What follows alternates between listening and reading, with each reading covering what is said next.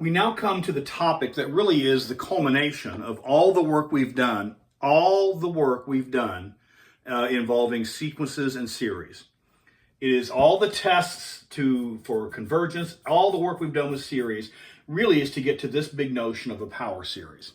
Power series is a very useful tool in several different areas in the calculus, in both theoretical applications and also in theoretical work, in practical work. Pragmatic work in terms of finding actual solutions, finding approximations of solutions. And so power series are a very useful tool that you encounter, again, both theoretically and actually as a matter of practice. So first let's define. So to define a power series is any series in the form, any series that has this structure. It would be the sum, because then goes from 0 to infinity, of an times x minus c raised to the nth power. Now that might seem a little strange and a little odd, but we'll get used to that and you'll use this quite a bit. What do we mean by all this? Well, this is a series. It's a series. Special note here. Usually, power series start at 0, n equals 0. Not necessarily has to, but typically a power series starts at 0, occasionally at 1. All right? Now the next piece is this. What we're going to be interested in is, does this series or does any given power series converge? Let's do a specific case or two here. So what does this represent here? When I say an, x, what is all this stuff here? There's no restriction on this. This can be any expression. It might involve n. It might involve n. It might be something like 2n quantity factorial. That might be an. Or it might be something only involving 2n over n plus 1. That might be an. Or it might be 1. There might be no term here. This might simply be some other expression with x minus c. It might be 1. It might be constant. It might be 5. It might be 1/7. An can be any expression involving n or not. It's some function of n. X minus c is an exponential expression. It's this base raised to that power. And if you sniff real hard, you can start to see this is a type of geometric series. Starting at 0, when we have something exponential raised to a power, this is very closely related to geometric series. Also notice that we have a base raised to an exponent. This is an exponential expression. If we're going to determine where this thing converges, then we can use the ratio test because we have exponentials involved. So the ratio test is going to be all over these things. All right? Now the next piece is this.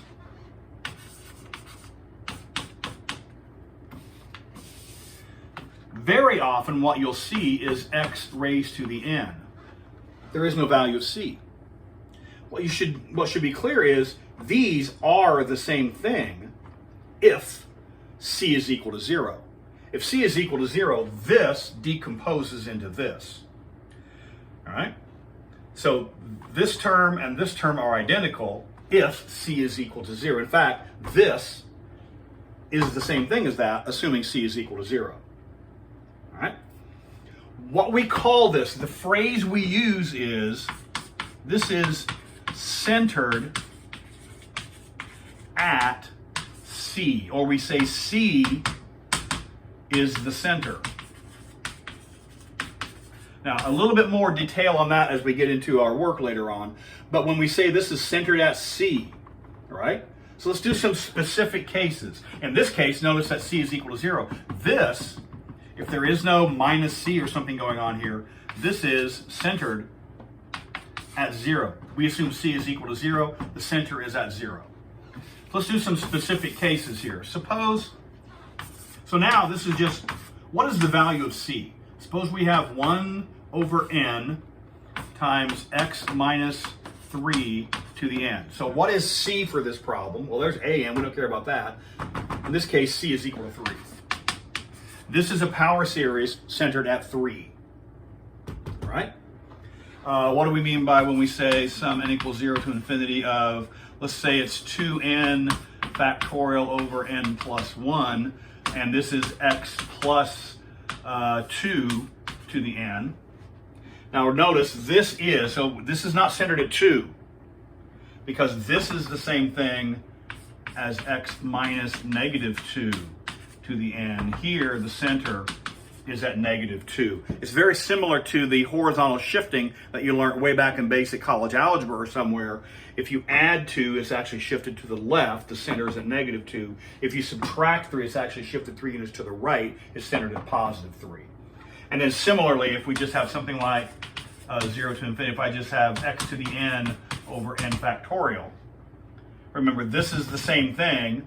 This is the same thing as 1 over n factorial xt, and these are the same thing. It's just very often it's written as one fraction. Usually you won't see this written. Very often what you'll see is this.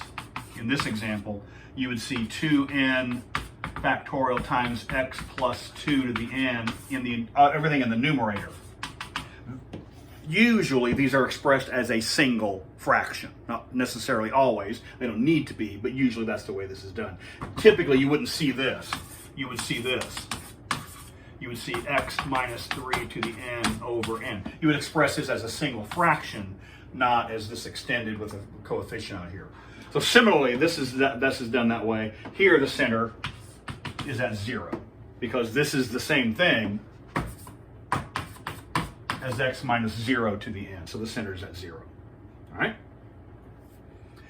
Now, we have series and we have where they are centered. The next question is, as with all series, we're very often interested in where do they converge. Let's back that up a little bit. What does it mean for a series to converge in the first place? A series converges if this sum is finite. If this adds up to a finite number, the series converges. If it does not add up to a finite value, the series diverges. Let's recall a few things. If I just do 0 to infinity, if I just do, say, negative 1 to the n, this series diverges. Because if you look at the terms, when n is 0, this is 1, and then when n is 1, this is negative 1. When n is even, this is positive 1. And so look, the sum is either, if you include this, the sum is 1, and then the sum, let's look at the partial sums. It's 1, then it's 0, then it's 1, then it's 0, then it's 1, then it's 0. This sum oscillates between those two values, and we've already seen that oscillating behavior does not converge. So this diverges because the sum is not a finite value. We have seen that some series do converge. Here's a series that converges, 1/2 to the n, right? We know 1/2 to the n. And let's throw a number in here. What if I throw a 6 in here? So this is 6 times 1/2 to the n. This is a geometric series with the ratio less than 1. Absolute value of 1/2 is less than 1. And so this series converges. In this case, we actually can find the sum, because the sum is a over 1 minus r. In this case, that's 6 over 1 minus 1/2. 6 over 1/2 is 12. So this series converges because the sum is finite. That's a key notion. This is a really good example for that, because watch this. What if I consider this sum? This is a power series. And depending upon the choice for x, if I choose x to equal 1/2, then I get this, and the sum is a over 1 minus r, and that's equal in that case to 12, we've already seen. But remember, geometric series, they diverge if this multiplier is greater than 1. Look, if x is equal to 1/2, this thing converges, right? If x is 1/2, then this becomes 6 times 1/2 to the n. That's a convergent geometric series. And a over 1 minus r works out to be 12. But if if x is 3/2, then this is 6 times 3/2 to the n, but absolute value of 3/2 is not less than 1, so this diverges. It turns out this sum is infinite. This sum goes off to infinity. And so this is the bit. What we have established here, this is a function of x. That's the key notion. This is a function of x. A function is, given a domain value, you substitute for the variable, and then you simplify. It's just in this case, the simplify is not something easy like square or take the cosine. Here, the simplify is you evaluate the geometric series. What we're going to do more generally is evaluate the power series. But so for some values of x, this converges. For other values of x, it doesn't. So what we're going to be concerned with is find the values of x for which this series converges, and then use those values to advantage to let you find other information with this. That's the key. A power series is a function of x. As a function of x, it has all sorts of properties. It has derivatives. It has antiderivatives of interest to us. And so any power series, this power series, is a function of x. For some values of x, this will converge maybe. For other values of x, this won't converge maybe. For some values of x, this maybe will converge. For other values of x, it maybe won't. What we need to do is find those values of x for which the series converges. Right? And one last bit with this little introductory piece. Consider, let's consider this one. This is pretty straightforward. Let's alter it just a little bit. Oh, let's do this. Here, this is even easier. Let's take this one. So we have the sum n equals 0 to infinity, 6 times x to the n, not the other way around. All right? Now, let x equal, where is this centered? The center is at 0, right? Let x equal c. In this case, let x equal 0. What happens to this expansion when x is equal to 0? Let's look over here.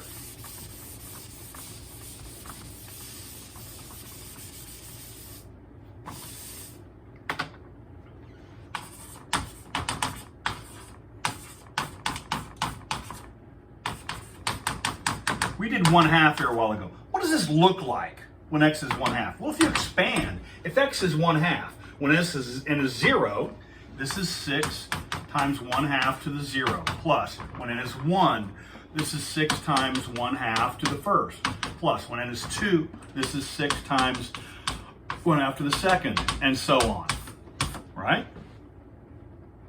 And because this is a geometric series and because the absolute value of r is less than 1, we have already shown this actually does add up to 12.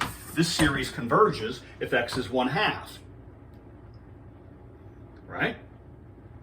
Now, let x equal c, the center, in this case 0. And here you would let x equal -2 because this is centered at -2. What happens when something special happens, or is going to happen, when we choose x to equal c? Now think about expanding this expression. Think about expanding this expression when x is equal to c. In this case, x is equal to 0. So what we generate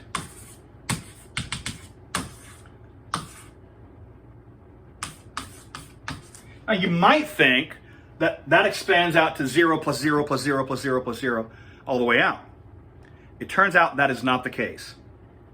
It turns out that is not the case. Because look, if we choose x to be the center, then what we have, the very first term, when n is 0 and x is equal to the center, what we get is 6 times 0. In this case, it's 0 raised to the 0 power, and that is an indeterminate form.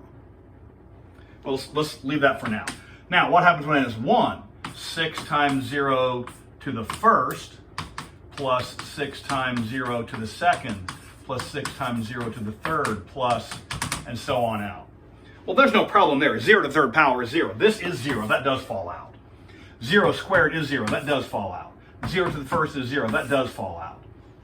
That's the issue. 0 to the 0 is ordinarily we would say that's an indeterminate form. But that's when we're working with limits. The limit, if the substitution of the limit goes to 0 over 0, that's where this notion of indeterminate form comes in. What we will do is this, and this is what is commonly done in all work involving power series. We assume, and this is not an assumption we're making for our class, this is assumption in all work involving power series. Anyone working with power series makes this assumption, that in this special case, we assume that is equal to 1. We assume that value is equal to 1, and so what we get is 6 times 1, which is equal to 6. So this assumption, 0 to the 0 power is equal to 1, only in this particular case. More generally, it says this. What if we had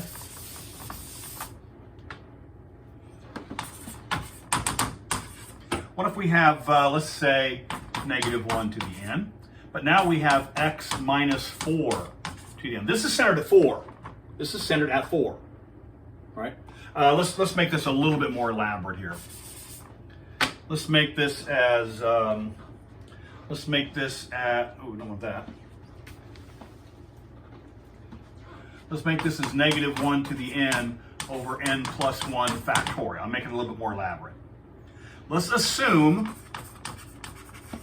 that x is equal, where is this centered? This is centered at 4. Let's assume x is equal to 4. If x is equal to 4, then if we expand this out, sorry, I actually don't need that. I'm going to expand it out. When n is equal to, 0. When n is equal to 0, this is negative 1 to the 0 over 0 plus 1 factorial. Come on, think with me. Times, when this is 4 and n equals 0, this is 4 minus 4 to the 0. But n is still equal, x is still equal to 4. Now n is 1. When n is 1, this is negative 1 to the first. And this is 1 plus 1 factorial. And this is 4 minus 4 to the first power. All right? And when n is equal to 2, this is negative 1 squared. Put 2 in for all the n's. 2 plus 1 factorial. And this is 4 minus 4, this time to the second power, and so on up. And what's going to happen is this. Do you see 4 minus 4 to the second? Later on, we get 4 minus 4 to the third, 4 minus 4 to the 10th, 4 minus 4 to the 20th. This is 0 squared. This is 0. This entire term falls out. This is 4 minus 4 is 0 to the first. That's 0. No problem. That falls out.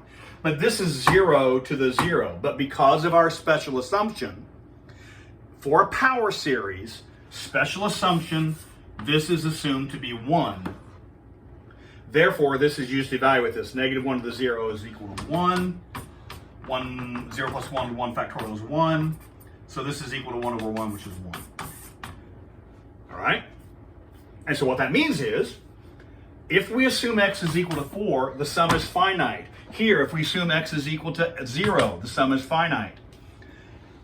If we assume x is equal to 4, the series converges. Here, if we assume x is equal to 0, the series converges. And so that gives us to the last bit that we'll have here for this part of the discussion, and that is any power series will converge if x is equal to c. The way we say that offhandedly is all power series converge at their center. All power series will converge if x equals c. If x equals c, this sum gives you an answer. If x is not equal to c, then we're going to have to check it out. but at the center, all power series converge. Guaranteed, no matter what else happens, no matter what else occurs, no matter what else happens, at the center, the power series must converge. So a power series is something of this form. We know how to find its center, and we know that if we choose x to be equal, this is a function of x. If we choose certain values of x, it gives you an answer. Choose other values of x, it might not. But if you choose x equal to the center, then you do get a result. The series will converge at its center.